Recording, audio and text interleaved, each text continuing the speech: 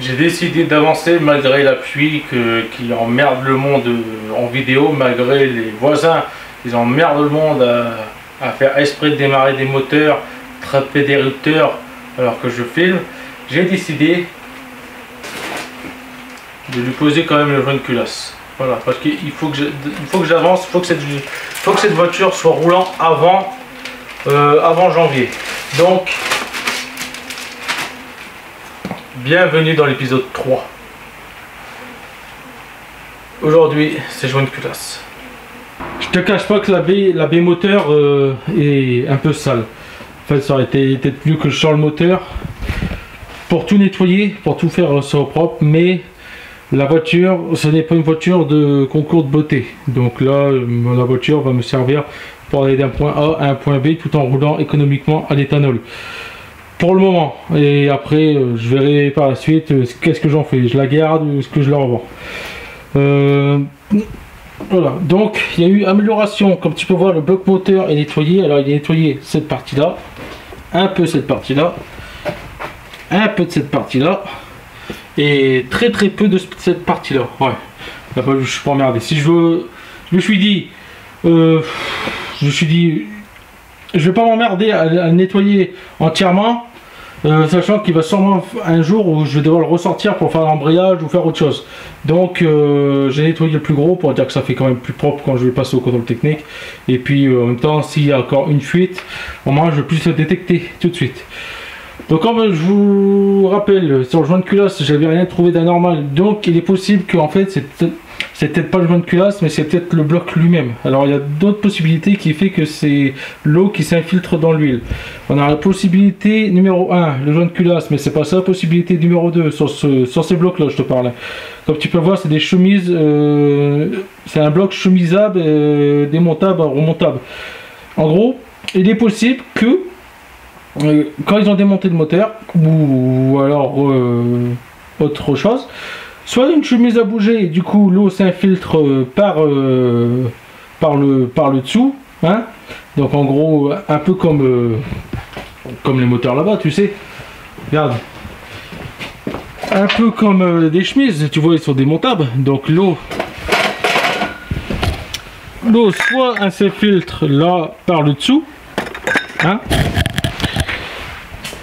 Le joint qui est soit craqué, soit il est une chemise est levée, mais je pense pas qu'une chemise soit levée.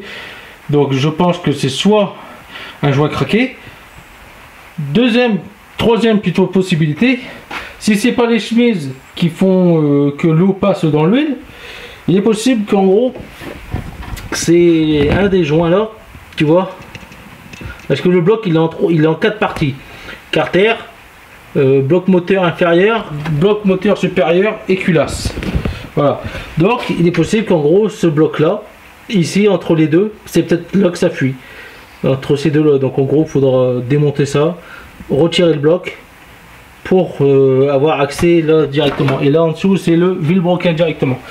Donc voilà, donc ce bloc là il fait en 4 parties. Donc pour l'avoir aussi nickel que ça, après tant d'efforts et de réflexion, hein, que j'ai dit ben en gros ça sert à rien ce que je fais, ben j'ai découvert autre chose. Donc là il m'a fallu à peu près une journée et demie. Alors une bouteille de nettoyant frein, une bouteille de dégraissant qui n'est absolument pas efficace pour l'huile. Peut-être pour la graisse mais pas pour l'huile, parce que impossible d'avoir ça. Tu vois l'état de l'eau, tu vois l'état de la gueule de mon pinceau, impossible. Là j'arrive pas, le produit veut plus faire effet. J'ai une bouteille là encore, donc c'est ce type de bouteille, tu vois, c'est bien marqué dégraissant métaux. Et quand on lit le prêt à l'emploi, hein, c'est bien marqué carrosserie, jantes, chaîne, bloc moteur, embrayage, menuiserie, alu, etc., etc. Voilà. Donc ça fait pas l'effet, ça fait pas l'effet recherché. Donc après avoir nettoyé ça, ah oui, donc dégraissant et brosse métallique, hein, aussi. Et après j'ai fait un peu brosse à dents, mais ça ne sert strictement à rien. Brosse métallique.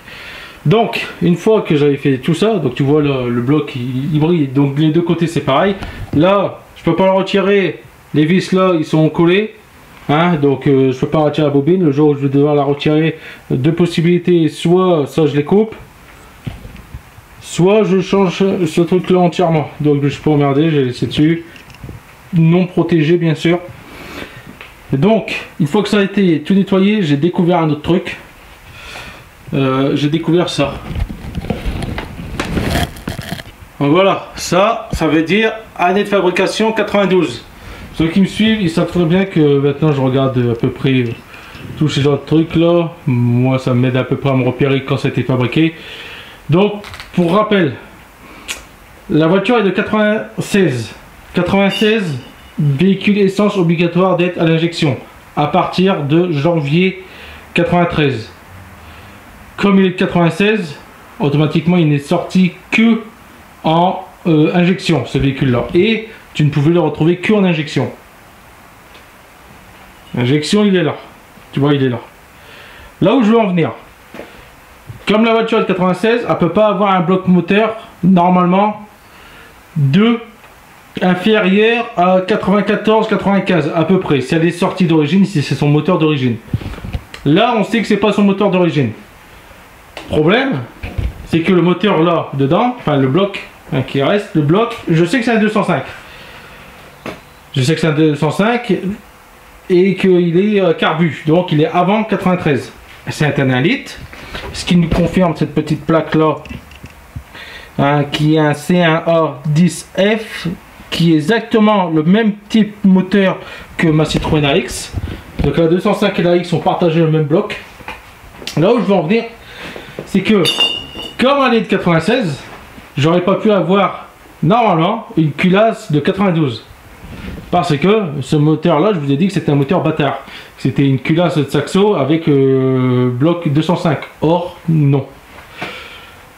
Ça c'est Saxo, ça c'est 205 et le bloc est 205. Le bloc et la culasse sont ensemble, ils sont liés, ils sont ensemble.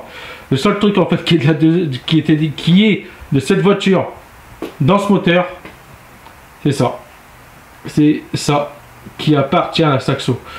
Donc cette culasse n'est pas la culasse de la Saxo, c'est la culasse du 1 litre de la 205 parce qu'elle est badgée 92. Donc en fait la culasse et le moteur qui traînait là, j'avais la culasse et le bloc moteur de la Saxo qui était là, et c'était ça de la 205 qui était cassé. Donc en gros c'est pas la culasse de la Saxo, c'est la culasse d'origine du moteur. Et ça, je t'avoue que ça me fait un peu chier quand même. Comment je me suis aperçu de ça? Bah déjà, badgé 92.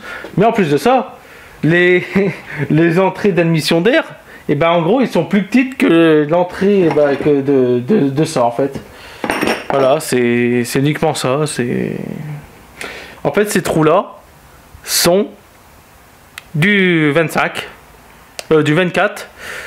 Et moi, les trous du collecteur d'air de la Saxo, c'est du 28, comme tu as pu voir dans les épisodes précédents. En gros, l'injection de la X, là, du 1 litre, correspond à cette culasse-là.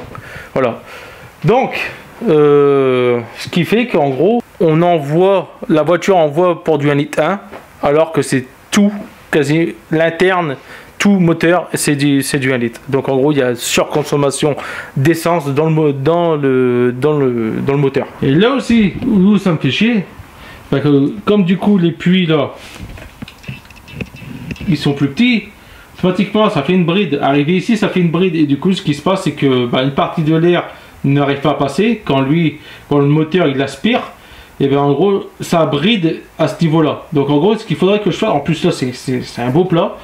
Ce qu'il faudra que je fasse, c'est que je lime pour arrondir en fait l'angle, pour casser l'angle, pour faire en fait que le flux d'air soit pas cassé dans sa lancée. En gros, même s'il est freiné, ça arrive à passer parce que là, l'air elle tape là, et puis là ici, ça doit faire des turbulences. Ça, et aussi ce que je devrais faire pour correspondre à là, et ben c'est agrandir entièrement le puits pour avoir quasiment le même que celui-ci. Enfin, l'injecteur. Et là où c'est positif, c'est que comme la culasse et le bloc correspondent à un 1 litre, et ben en gros je vais pas du tout avoir de difficulté à rouler à 100% éthanol sans faire aucune modification. Pour moi, je pense que le véhicule va tourner 100% éthanol sans modification de calculateur. De toute façon, dessus il n'y a pas de prise OBD, mais en gros il n'y a pas besoin d'amener le calculateur à un spécialiste pour qu'il lui mette une puce pour que pour qu'il injecte un peu plus de débit. Ça, il y a aussi mettre un robinet de pression, de retour de carburant, tout ça. Donc je pense que le véhicule va tourner fiablement 100% éthanol sans modification, à part la modification de baisser en cylindrée, mais de rester en injection et en alimentation de carburant supérieure à la cylindrée. Voilà où je veux en venir. Alors, j'ai décidé aussi de conserver les vis de culasse. La culasse pour moi m'a l'air nickel. Donc du coup, il n'y a pas de rectification de culasse à faire. J'ai pas 70 € à mettre là-dedans. Ce moteur là, tu le trouves d'occasion à 100 balles. J'ai pas envie de me faire chier à rectifier une culasse. Parce que si on prend les joints que j'ai achetés et ça, autant que j'ai acheté un moteur d'occasion. Donc je m'emmerde pas parce que il va peut-être avoir une suite plus tard. Donc pour le moment là il faut que le véhicule soit roulant. Et si le véhicule a refait un joint de culasse dans 4000 km, je m'en bats les couilles parce que ce véhicule là normalement j'ai un autre truc en tête. Si je l'aurai encore ou non. De toute façon il y a encore d'autres véhicules qui vont partir. Je suis désolé de vous le dire, mais à un moment donné moi je peux pas tout garder. Il n'y aurait pas l'histoire des assurances où les assurances ça coûterait 10 € par voiture. Je les conserverais, tu vois.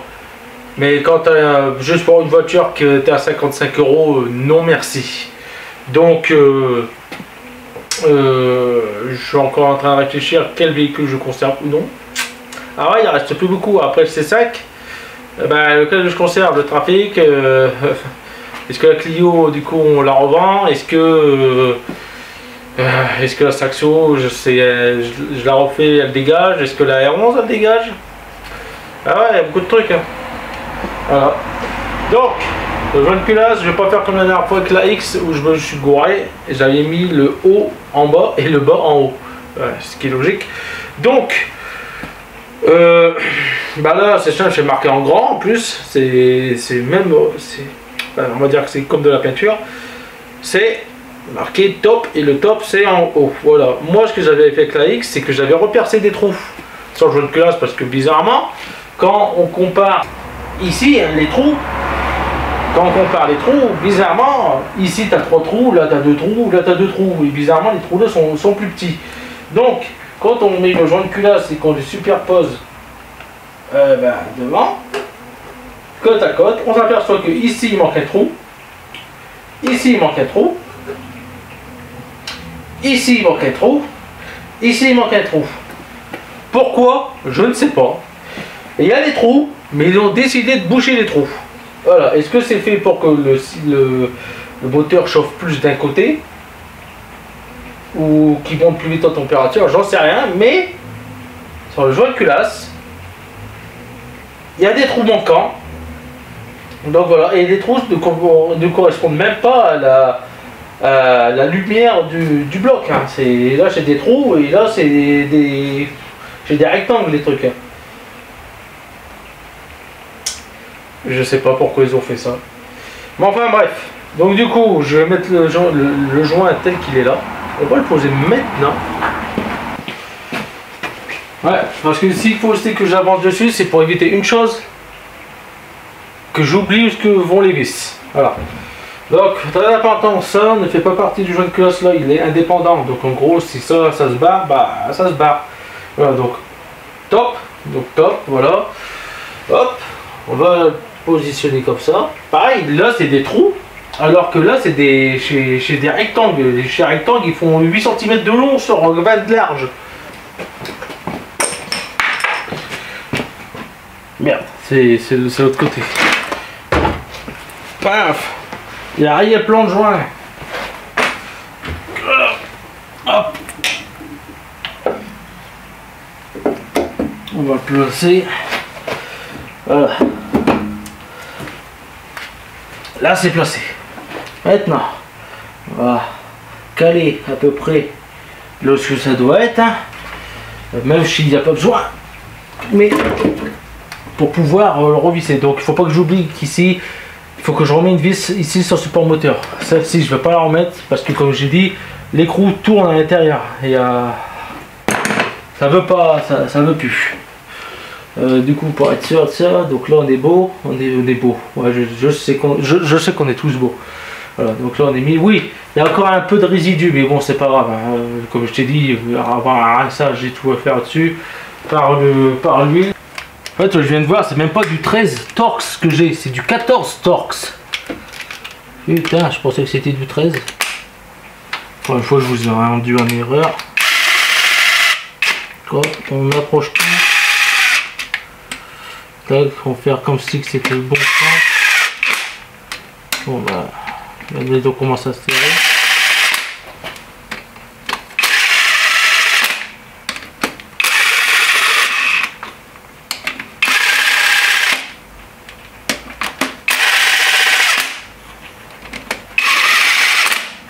Oula, là c'est pas bon.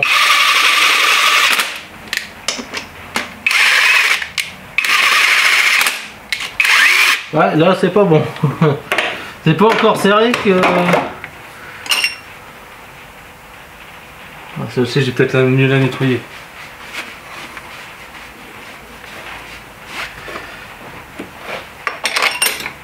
Comment ça se fait que là... Là, il y a quelque chose qui va pas. Quelque chose qui ne va pas de ce côté-là. Donc, qu'est-ce que ça sera le sol de départ. Je crois que j'avais dit que celle-ci n'était pas assez serrée ou c'était une des deux. Ah ouais, et puis il y avait plein de merde de ce côté-là. Je m'en souviens.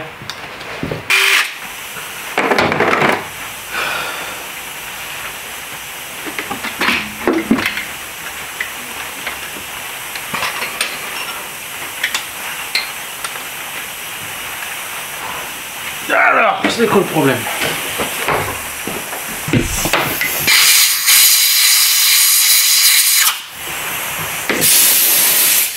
Ah, il y avait beaucoup de merde, effectivement.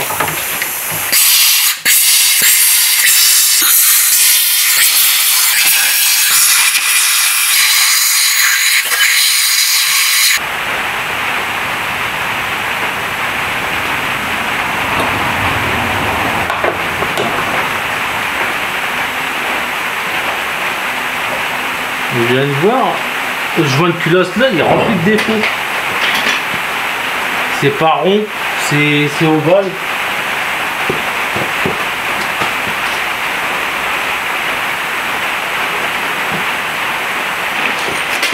Bon, j'essaie de faire vite, il y a la pluie, regarde. Regarde, là c'est rond. Et ici, regarde, c'est une lune. Là, il y a un angle. C'est plat, hop, c'est pas rond. Regarde. Regarde comment c'est. Là, ici. Et là, tu vois bien que c'est bien rond. Et là, non, pas du tout. Putain, le joint de culasse. Le joint de culasse, c'est de la merde en fait. Ils savent même pas faire, ils savent pas faire un truc rond. Ah, je vais le mettre quand même parce que j'ai besoin de le mettre, mais regarde, je te le dis, ne prends pas là, cette marque là pour le joint de culasse si tu comptes faire beaucoup de kilomètres avec le même moteur. C'est pas rond du tout, c'est de la merde. C'est de la merde, je te le dis clairement. Là, ça se peut que là, ce que je vais faire, ça sert strictement à rien. Enfin, si, ça va fonctionner, mais en gros, je vais pouvoir retravailler derrière.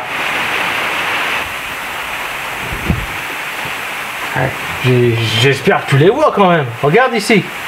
Là, les angles. C'est ouf, hein.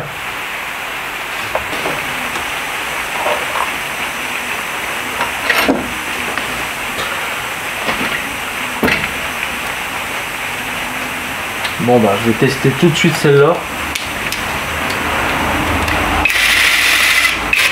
Ah voilà, c'était parce qu'il y avait de la merde en fait dedans.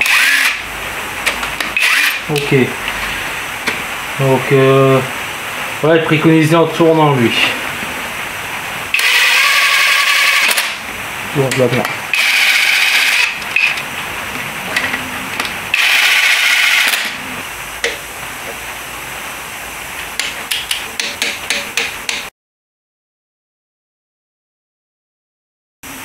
Et là, on tourne jusqu'à 120. 120, c'est ici quelque part. Voilà, plus 120 degrés, 120 c'est là.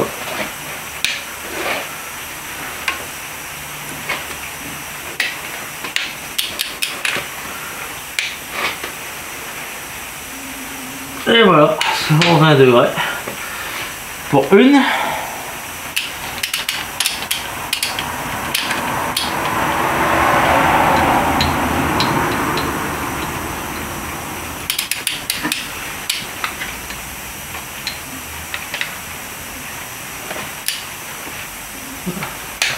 C'est parti. Voilà.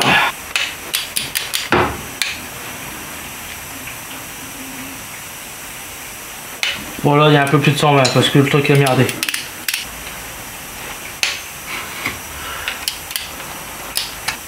Il faut que je m'arrête à 100 qui est ici.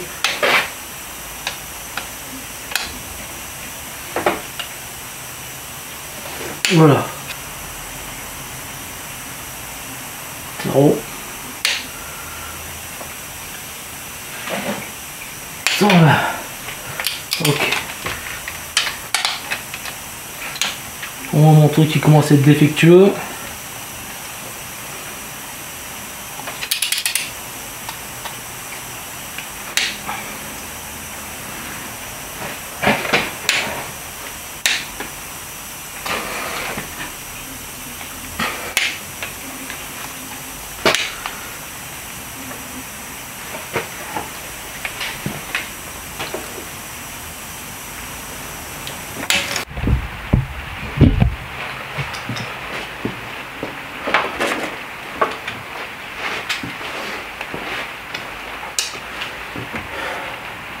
Dans cet outil qui est défectueux, je viens de m'apercevoir de la connerie que je viens de faire.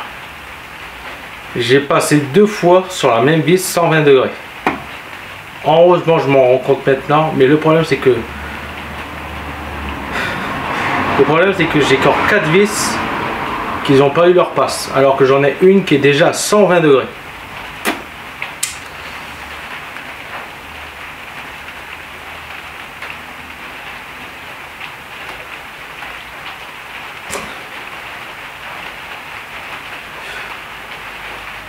Là, je te jure, là, ça me fait chier.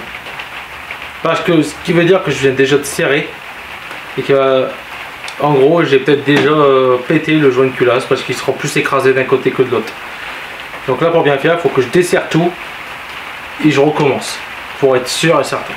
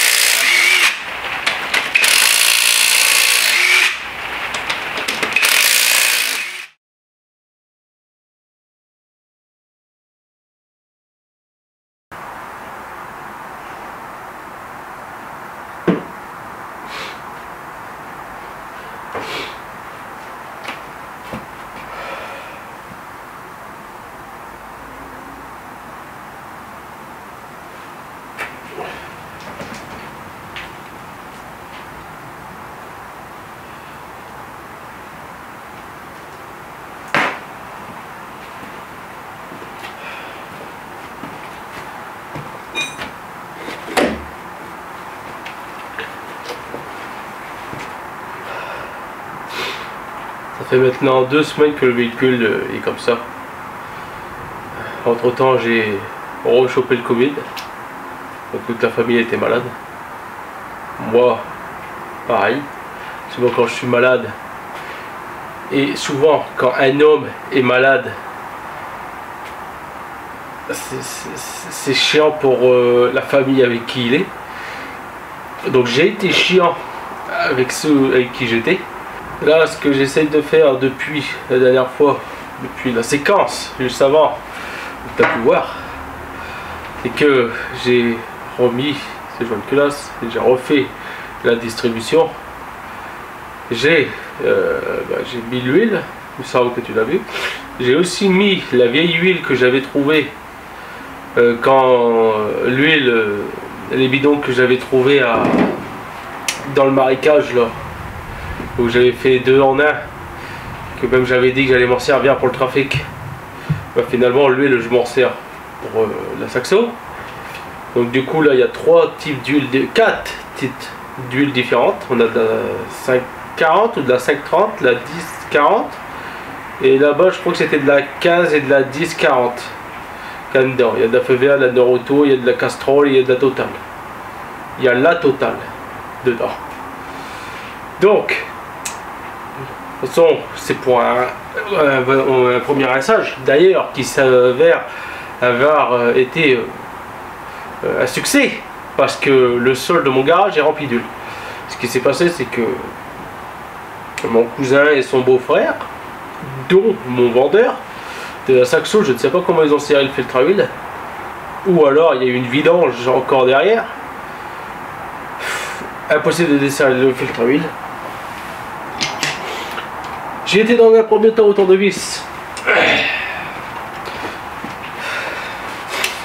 Ouais, mon tournevis a fini comme ça, plié. Du coup après je vais avec l'outil spécial. Enfin au départ j'étais avec l'outil spécial filtre à huile, donc avec ça. Donc ça n'allait pas cette force, donc du coup c'est là où je suis arrivé avec le tournevis. Après j'ai essayé avec un burin à le frapper pour essayer de le faire tourner, mais rien n'y allait. Avec une pince aussi. Non, mais je me suis rappelé que je possédais cette griffe. Là. Je me suis rappelé que je possédais cette griffe de plomberie. Donc du coup, j'ai le plaisir de t'annoncer que ceci est dorénavant mon outil officiel de filtre à huile. Voilà. Don't forget m'a secouru pour ce côté. Donc là j'ai mis du coup de nouveaux filtres. Au départ je voulais laisser le vieux filtre à huile, mais il y a eu un problème parce que le moteur j'ai réussi à le redémarrer tant bien que mal, parce que avec la tempête Sierra, la pluie, le vent, d'ailleurs en parlant de pluie, il y a une vidéo qui va arriver parce que la R11 elle prend la flotte. C'est une piscine dans le coffre trempée, donc il y a une vidéo qui va sûrement arriver là-dessus. Peut-être que tu l'as peut-être déjà vu, mais je t'en parle aussi là maintenant parce que je ne l'ai pas encore tourné. J'ai réussi à remettre tant bien que mal le véhicule en route avec les bougies qu'il y avait dessus. Alors j'ai galéré, j'en ai chié. J'ai même dû aller voir sur des forums et tout, sur des trucs des antiquités qui datent de 2000 sur internet. Alors j'ai dû fouiller pour essayer de savoir c'était où le repère des bougies d'allumage, parce qu'il s'avère que c'est pas le même que la X. Voilà, c'est pas le même.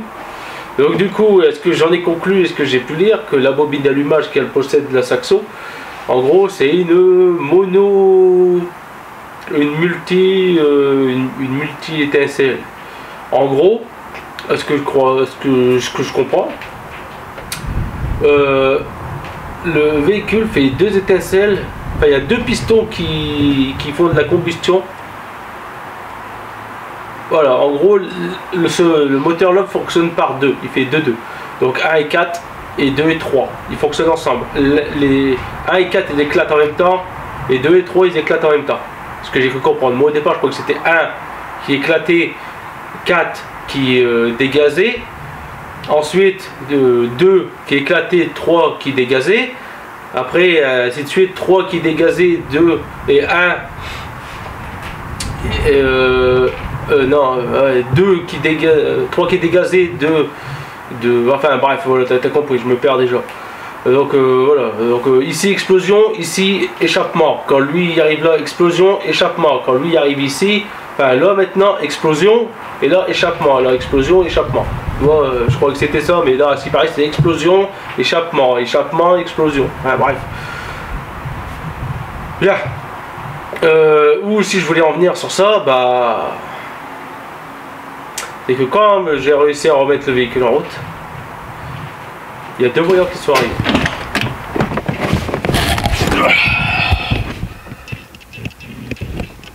Alors quand tu mets le contact, ça c'est tout à fait normal. De toute façon là le véhicule il redémarrera pas parce qu'en fait derrière la raison le véhicule se noie. Voilà. Donc les voyants qui me restent affichés, à part le voyant batterie, ce qui est là tout à fait normal. Le voyant qui alors bah, est-ce qu'elle va démarrer? Donc déjà tu vois qu'il y a un problème. Le voyant pression d'huile il reste allumé. Le voyant d'eau il reste allumé. Quand j'ai remis en route le véhicule là, donc il y a hier et là tout à l'heure, voyant d'huile, voyant d'eau qui reste allumé. Pourtant j'ai remis les câbles au même endroit, j'ai pas touché, donc il y a peut-être un câble qui touche la carrosserie, comme il n'y a plus aucune gaine, tout ça, donc c'est la carrosserie ou le moteur, du coup ça fait une masse. J'ai pas encore contrôlé ça, mais je comprends pas pourquoi j'ai le voyant de chauffage, enfin voyant de radiateur d'huile. Tu vois, je suis encore malade, j'ai encore des résidus de Covid. Le voyant de température d'eau qui s'allume alors que je n'y ai même pas touché à ça. L'huile, je veux bien y croire, peut-être qu'il y a encore de la flotte et du coup le pression il se fait mal, voilà, tout ça. Donc du coup là ce qu'il va falloir que je vois, c'est pourquoi il reste affiché et voir s'il n'y a pas un câble qui est croqué quelque part, ce qui est possible. Deuxième truc, pourquoi le moteur se noie? Ça c'est les bougies qu'il y avait sur la Saxo, c'est des Bosch Super 4 et bon là tu les vois pas. Je crois que je t'en avais déjà parlé au début de cette vidéo. Là tu vois, je les avais grattés, ils sont toutes noires et humides. Tu vois. Et du coup j'ai pris des bougies que j'avais en stock. Devine lesquelles c'est, les bougies que j'ai. Les bougies qui sont là.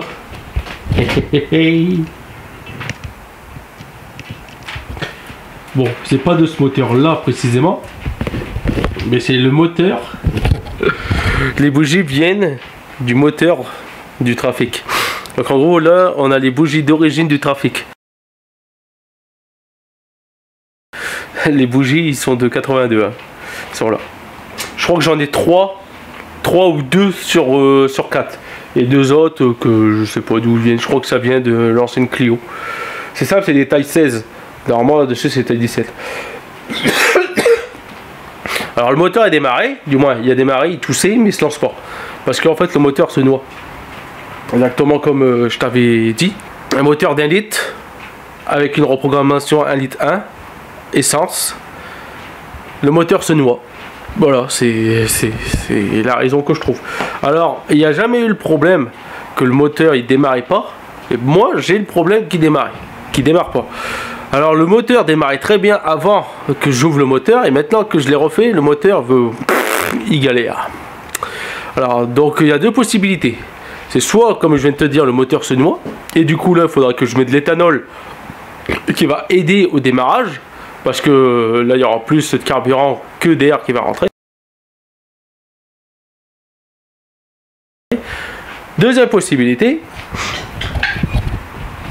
s'il n'y a jamais eu le problème, c'est parce que moi j'essaie de le faire démarrer comme ça, donc du coup il y a trop d'air, enfin ouais, il y a trop d'air qui rentre par rapport au volume du moteur. Donc non, en gros il y a trop d'essence par rapport au volume du moteur, tu vois. En gros le moteur se noie. Voilà la possibilité, le truc que je trouve. Ou alors la troisième possibilité que j'espère, enfin peut-être, c'est tout simplement que j'ai une culasse en fait qui est de la merde et du coup bah il y a une infiltration d'eau qui passe dans les cylindres et c'est pour ça que je galère à démarrer parce que en gros il se noie, il est humide et en plus de ça quand je le démarre j'ai une fumée blanche ici. qui peut être compréhensible parce qu'il y a eu des produits, tout ça qui sont partis, qui sont tombés dans l'échappement. J'ai nettoyé le collecteur d'échappement, les soupapes, tout ça. J'ai rien fait sécher. Et ici, il n'y a rien qui a pu sécher avec la tempête Sierra, tout ça. Donc voilà. Et en plus de ça, pour couronner le tout, j'ai foutu de l'huile partout, donc il y a de l'huile partout. Le sol, il y a un bibé d'huile, il y a à peu près 1 litre d'huile à terre, voire si ce n'est pas plus. Voilà. Donc le problème de la sonde, c'est soit ça vient de cette sonde là. Pourquoi l'écran il est blanc, j'en sais rien. Pourquoi ça me fait ça? Règle numéro 1 quand tu fais de la vidéo, ne laisse jamais ton appareil audio et vidéo dans ton garage pendant 2 semaines avec une tempête. Résultat des courses, j'ai de la condensation, j'ai de l'eau entre l'écran de contrôle de l'appareil et là. Donc toi peut-être que là, peut-être qu'on voit bien, mais moi sur mon retour de la caméra, enfin sur l'écran que j'ai, c'est tout blanc en fait, il y a de l'eau derrière. Donc après, pour en revenir à ça, il y a des grandes chances qu'il y a de la forte humidité qui est partie dans le moteur parce que ça restait comme ça ouvert, hein. Et puis bah, après ici il n'y a pas eu de l'eau, mais bon, c'était quand même inondé ici, hein. Ici il faut pas oublier que ma porte là elle reste tout le temps ouverte déjà pour pencher mes s'abriter, mais après là-bas j'ai un trou d'évacuation, puis je sais pas, il y a une fissure dans le mur ou autre, l'eau elle s'infiltre derrière, sans tout ce qui est là-bas derrière, tout est pourri. Donc voilà où j'en suis. Sonde, ou alors c'est au niveau de l'alternateur. Donc c'est peut-être ces câbles qui sont là, qui passent là, c'est peut-être là en fait. Et après la sonde à eau, je sais que la sonde de température d'eau c'est la bleue. Elle est cassée, il faut que je la change aussi. Mais cela n'explique pas pourquoi. Ça me dit qu'il y a un manque d'eau. Et après, il y a un truc que là je comprends pas et que j'ai jamais compris depuis que j'ai mon AX. Tu remplis le radiateur à ras-bord jusqu'à là. Tu appuies sur la durite pour évacuer le trop plein, tu vois. Tu remets le bouchon, tu fais tourner le moteur, tu remets à chaque fois 500 ml d'eau. À chaque fois, je remets 500 ml dedans. Avec la X, ça me faisait la même chose, et là avec la Saxo, ça me fait la même chose. Pourquoi à chaque fois que tu remplis, alors on dirait que le moteur, je sais pas, il y a un trou quelque part où il y a quelque chose, mais à chaque fois, je suis tout le temps en train de remettre de la flotte. Ouais. Bon là ça va. Là je suis ici au niveau de la flotte. Mais à chaque fois, tout le temps, je dois remettre de la flotte. Je suis à ce niveau là. D'ailleurs, après c'est ce que moi je retrouve. Est-ce que des gens ont le même souci? Je sais pas, mais à chaque fois... j'ai beau remettre de l'eau, je dois tout le temps en remettre. Voilà, à chaque fois. Ça me l'a fait le même coup avec la X à chaque fois. Pour ça aussi que je voulais venir. Alors, j'ai découvert aussi qu'au départ, on avait bien du coup l'eau qui se mélangeait dans l'huile, mais on avait l'huile aussi qui se mélangeait dans l'eau. Donc là, c'est sa vieille eau. Et donc, je disais, oh, ça va, elle est encore propre, mais quand on regarde bien, le bac qui était blanc, il était propre. Et quand on regarde bien, quand je le soulève un peu, bah, en fait, il y a de l'huile au fond. Voilà. Tu vois, tout ça, c'est de l'huile. Donc on a commencé à avoir de l'huile qui s'infiltrait dans le circuit de refroidissement. Donc ça va, tu vois que c'est quand même encore assez propre. Mais est-ce que c'est ça qui fait que ça emmerderait la sonde? Qu'à un moment donné ça a séché. Est-ce que ça serait ça? Je ne sais pas. Voilà. Donc il faut aussi que je change le bouchon parce que là le joint il est plus étanche. Est-ce que c'est dû à ça aussi, hein? Du coup c'est plus étanche et ben ça s'évapore. Voilà. Voilà. Bon. Là, impossible de le faire redémarrer à cause du moteur qui se noie. Là, pour dire que j'ai pu le faire démarrer, il a fallu que je retire les bougies, que je sèche les bougies, je passe au décapeur thermique directement dans les pluies de bougies pour faire sécher au moins dans les cylindres. Et là, ça avait démarré. Mais après, bon, c'était chiant. Bah, et pour ton plaisir, je vais essayer de refaire démarrer avec les bougies Renault. Alors cylindre 1, cylindre 2, cylindre 3 humide, cylindre 4 ça va. Je vais pas retirer la bougie humide.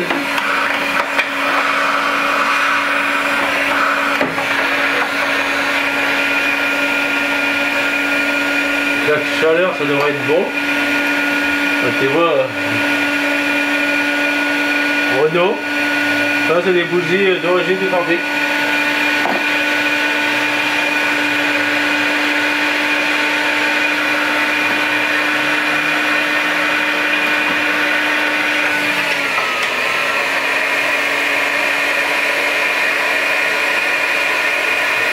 normalement, tu vas voir, il va démarrer.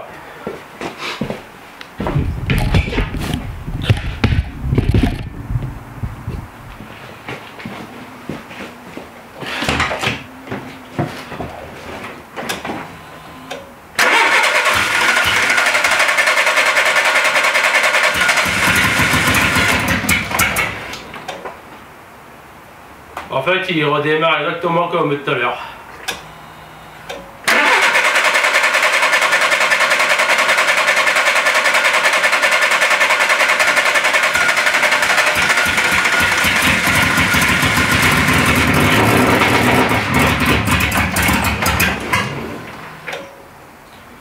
Même de sacré raté, hein.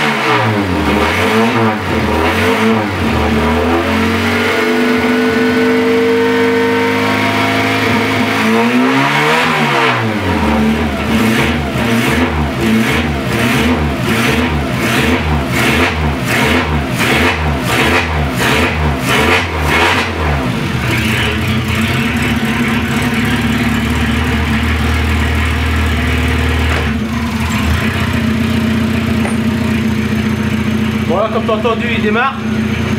Mais bon, tu ne le sens pas, mais il y a une forte odeur d'essence quand même.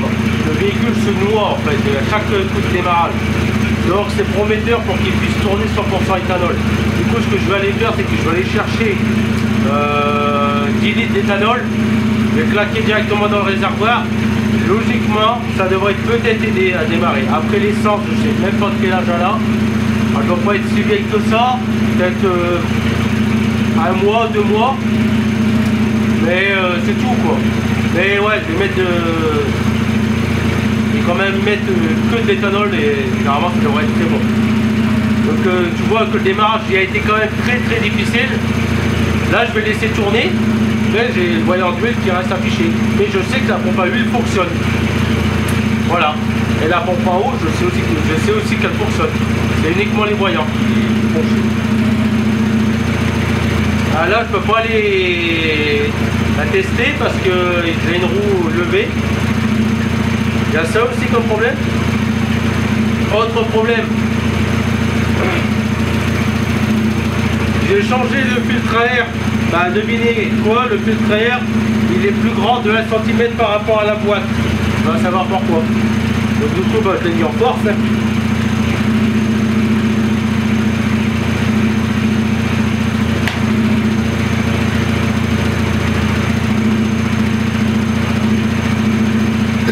Donc déjà ça aspirait même pas là-bas, ça aspire ici, il n'y a pas de collier.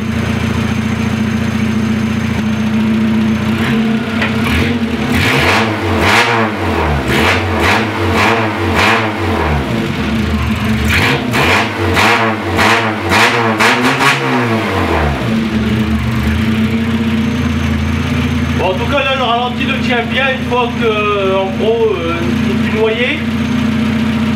Il le tient franchement très bien. Tu vois qu'en que des bougies Renault peuvent t'aider à redémarrer un Peugeot.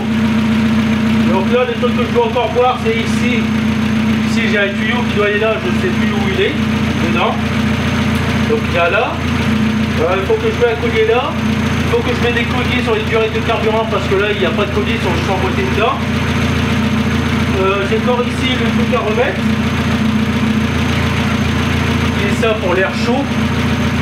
Parce que là, il est...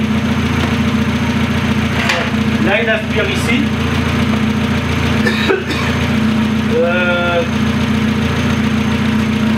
Qu'est-ce qu'il y a encore? Bah, c'est tout.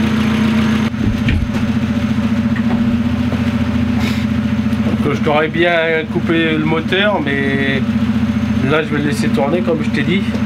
Donc, du coup, pour cette partie-là, la vidéo, on en a arrêté là. On va refaire du coup une autre vidéo. Donc je vais remettre la ligne d'échappement en place pour dire que ça fait moins de bruit. Je vais essayer de régler le problème pour éviter qu'il se noie, ce moteur. Je vais d'abord mettre de l'éthanol, voir si l'éthanol il démarre beaucoup mieux. Logiquement il devrait démarrer beaucoup mieux parce que comme il le noie déjà, c'est ça aussi le truc le plus chiant. Alors j'ai pas compris pourquoi avant il ne noyait pas, il démarrait tout de suite et là maintenant il se noie. Voilà. Donc il y a ce problème là. Autre problème, bah, il faut que je vois les voyants en fait. Est-ce que c'est les sondes qu'ils ont pris un coup ou alors est-ce que c'est bien le câble comme je dis? Voilà. Parce que même en débranchant le câble, le capteur, le truc qui est encore là, j'ai contrôlé les fusibles, habitacles, les moteurs, il n'y a aucun qui a cramé. Voilà. Donc après, qu'est-ce que j'ai encore fait aussi hors caméra, l'éclairage. J'ai contrôlé tous les éclairages, donc ça sur l'éclairage on est ok, à part l'éclairage de la marche arrière, il ne veut pas s'enclencher. Donc je regarde est-ce que c'est le contacteur, mais l'éclairage de la marche arrière ne veut pas se lancer, enfin il ne s'allume pas. Et ça, sur celle-là, quand tu mets les feux, je vous l'avais dit même, quand tu mets les feux, il y a le feu de brouillard arrière qui s'allume. Donc j'ai pas le commodo avec le feu de brouillard, mais il y a le feu de brouillard qui s'allume. Est-ce que c'est normal à la Saxo, quand tu mets les feux, tu as le feu de brouillard, ou alors est-ce qu'il y a un commodo ou un bouton quelque part qui est tout le temps mis, mais quand j'allume les feux, le feu de brouillard arrière il s'allume. Voilà. Bon ben je m'arrête là cette vidéo et on se revoit à la prochaine.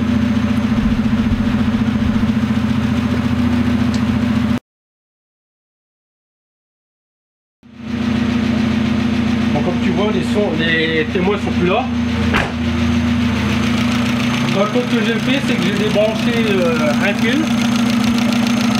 Normalement, je pensais qu'il allait là. Hein. Donc là, il y en a une sonde. Là, une sonde qui est juste là. Là, bon, on va démarrer. Mais là, il y a une sonde.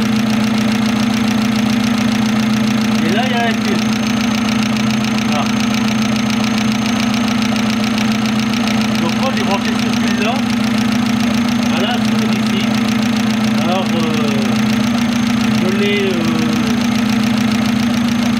l'ai débranché, le voyant est parti. Voilà. Donc je sais pas c'est quoi comme sonde ici. Est-ce que c'est sonde température moteur? Je sais pas. Sonde de capteur d'huile. Mais en tout cas, je l'ai débranché, c'est parti.